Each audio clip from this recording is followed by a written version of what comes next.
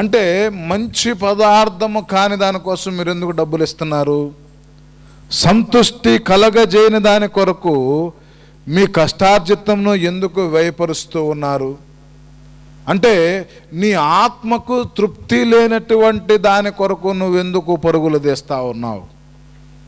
దేనికి తృప్తి కలుగుతుంది? శరీరానికి తృప్తి కలుగుతుంది, కానీ ఆత్మకు తృప్తి కలగటం లేదు. ఫలానా దైవజనుడు వచ్చాడు, మీటింగ్ పెట్టాడంట, పరుగులు తీసుకుంటూ వెళ్ళిపోతా ఉన్నావు. దేనికి పరుగులు తీసుకుంటూ వెళ్ళిపోతా ఉన్నావు? దేనికి వెళ్తున్నావు? మీటింగ్ అంట. దేనికి వెళ్తున్నావు? కాన్సెప్ట్ ఏంటి? మీటింగ్. ఎవరు వస్తున్నారు? దైవజనుడు వస్తున్నారు. పరుగుత్తుకుంటూ వెళ్తున్నావు. అక్కడ ఏం దొరుకుతుంది నీకు? శరీరానికి దొరుకుతుందా? ఆత్మకు దొరుకుతుందా? వీళ్ళు ఏం చేస్తున్నారంట? ఆహారము కాని దాని కొరకు మీరేలా రోకలిచ్చెదరు. అంటే ఆహారం దేనికి కావాలి? ఆత్మకు కావాలి. ఆత్మకు కావలసినటువంటి ఆహారము కాని దానికోసము వీళ్ళు పరుగుత్తుకుంటే వెళ్ళి అద్భుతాల కోసం పరిగెత్తుతూ ఉంటారు. అబ్బో, కుంటూ నడిచాడు, గుడ్డ నడిచింది, చూసింది. ఏమండి? అబ్బో, గిలగిల కొట్టుకుంటున్నారు, పడిపోతున్నారు. ఇది దేనికి ఆహారము? ఇది దేనికి ఆహారము? నువ్వు వెళ్ళి చూసే అద్భుతాలు దేనికి? అద్భుతాలు చేయటానికి వచ్చే అతను ఏం ఆహారం ఇస్తున్నాడు మీకు? ఫలానా ఆయన వస్తున్నాడు, పరుగులు తీసుకుంటూ గుంపుగా వెళ్తున్నారు. ఫలానా వస్తుంది, పరుగులు తీసుకుంటూ గుంపుగా వెళ్తుంది. అమ్మో, పేరు పెట్టి పిలిచిద్దంట. దేని పెట్టి పిలిచిద్ది? పేరు పెట్టి పిలిచిద్దంట. మళ్ళీ చీరను బట్టి పిలిచిద్దంట, కోకను పెట్టి. ఆకుపచ్చ చీర లేగమమ్మా అనగానే ఆకుపచ్చాము లేగు, నలుగురు లెగుతారు. వాళ్ళల్లో ఏ ఆకుపచ్చాము ఏంటి? ఇవన్నీ దేనికి సంబంధించినవి అండి? దేనికి సంబంధించిన ఆహారము? నీ హృదయములో, నీ ఆత్మకు సంబంధించిన ఆహారము కాదు. ఇది నీకు సంతుష్టి కలగజేయదు. దాని కొరకు నీ కష్టార్జితం ఎందుకు నువ్వు వేస్ట్ చేసుకుంటున్నావు? అలాంటి వాటి కొరకు ఎందుకు పరిగెత్తుతున్నావు? నీ ఆత్మకు మంచి పదార్థమును, నీ ప్రాణమునకు సారమయుండు సుఖింపనిచ్చేటువంటి ఆహారము కొరకు నువ్వు వెళ్ళండి. ఆహారం ఎక్కడ దొరుకుతుందో అక్కడికి నువ్వు పరిగెత్తు. నీ ఆత్మను రక్షించే వాక్యము, నీ ఆత్మను కాపాడేటువంటి వాక్యము, నిన్ను నిత్యరాజ్యమునకు నడిపించేటువంటి ఆ యొక్క రాజ్యములోనికి మనం ప్రవేశించేటువంటి వాక్యమును మనము నేర్చుకోవాలి. ఆ ఆహారం ఏమిటి అంటే, శుద్ధ గ్రంథము నుండి 1 పేతురు 2వ అధ్యాయము 3వ వచనములు అంటున్నాడు, కొత్తగా జన్మించిన శిశువులను పోలిన వారై నిర్మలమైన వాక్యమును పాలన వలన రక్షణ విషయములో ఎదుగు నిమిత్తము ఆ పాలను ఆపేక్షించుడి. ఈరోజు నువ్వు దేంట్లో ఎదగాలి అంటే రక్షణ విషయములో నువ్వు ఎదగాలి ప్రియులారా. పలానా చోట ప్రార్థన జరుగుతుందని పరుగులు తీసే విషయంలో కాదు. అక్కడికి వెళ్తే చాలంట, అక్కడ ఏదైనా తింటే చాలంట, అక్కడి నుంచి ఏదైనా తెచ్చుకుంటే చాలంట, ఇంట్లో పెట్టుకుంటే చాలంట, కర్చీపు ఉంటే చాలంట. ఏమండి? దేనికి? కర్చీపులో రకాలు ఉన్నాయి. గర్భాన్ని ఇచ్చే కర్చీపు, గర్భం తీసే కర్చీపు, పెళ్లి ఇచ్చే కర్చీపు, పెళ్లి తీసే కర్చీపు, తుమ్మే కర్చీపు, తుమ్మన కర్చీపు. ఏమండి? ఏది బైబిల్లో ఏది చూపించండి. బైబిల్లో ఏ కర్చీపు గురించి దేవుడు మాట్లాడుతూ ఉన్నాడు? ఏ వస్త్రముల గురించి దేవుడు మాట్లాడుతూ ఉన్నాడు?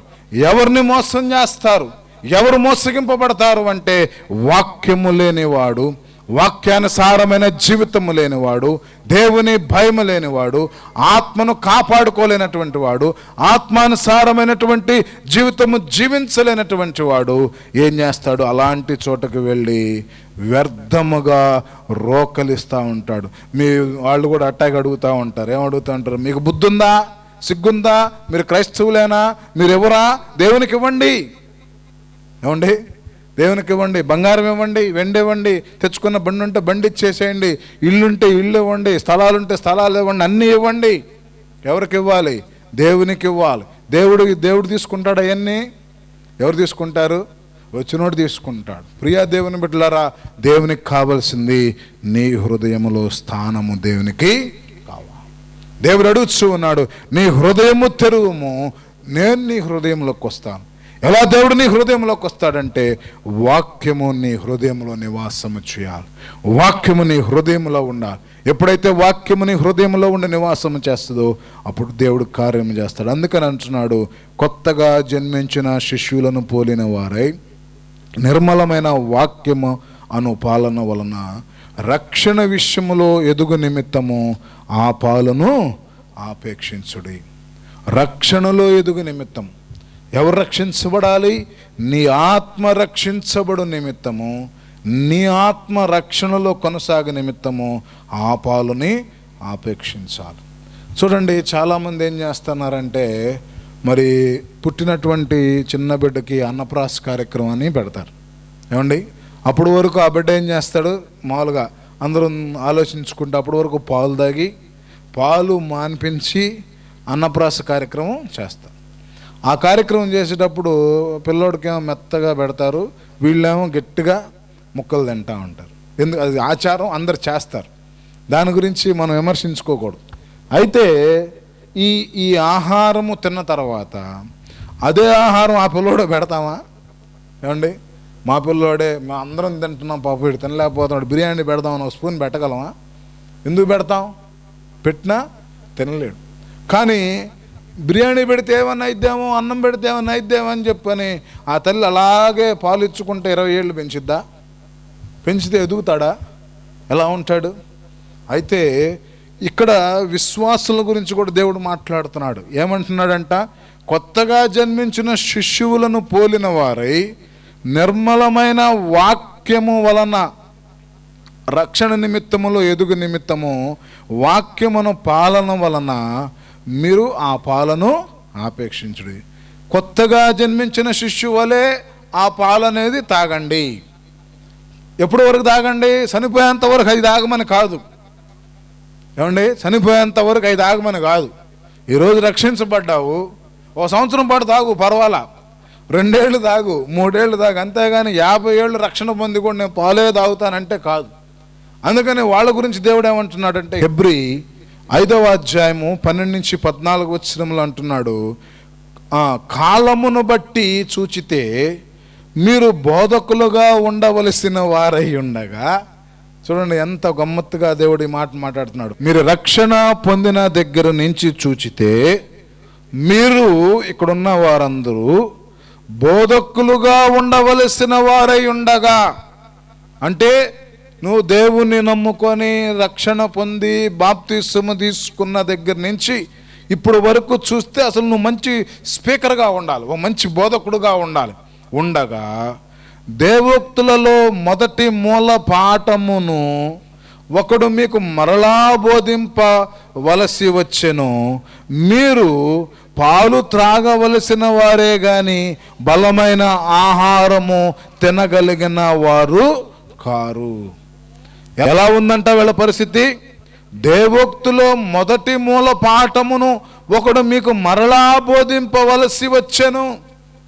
మొదటి పాఠము, అమ్మా ప్రార్థనకు రా, రక్షణ పొందావు, బాప్తిస్మం తీసుకున్నావు, మందిరానికి రావు, ఉపవాస ప్రార్థనకి రావు, కన్నీటి ప్రార్థన ఉండదు, ఏంటి దేవునికి కానుక ఉండదు, దశంభాగం ఉండదు, దేవుని సన్నిధిలో నువ్వు ఉండవు, అసలు ఇర్రెగ్యులారిటీ ఎక్కువగా ఉంటుంది.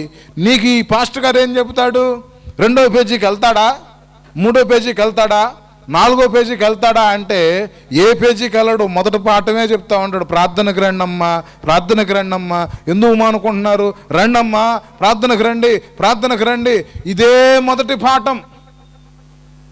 ఎన్నిసార్లు చెప్పినా మొదటి పాఠమే చెప్తా ఉన్నాడంటే ఎప్పుడు? నువ్వు రక్షణ పొందిన దగ్గర నుంచి. అందుకని అంటున్నాడు, మీరు పాలు త్రాగవలసిన వారే గాని బలమైన ఆహారము తినగలిగిన వారు కారు. పాలే తాగుతా ఉన్నారు.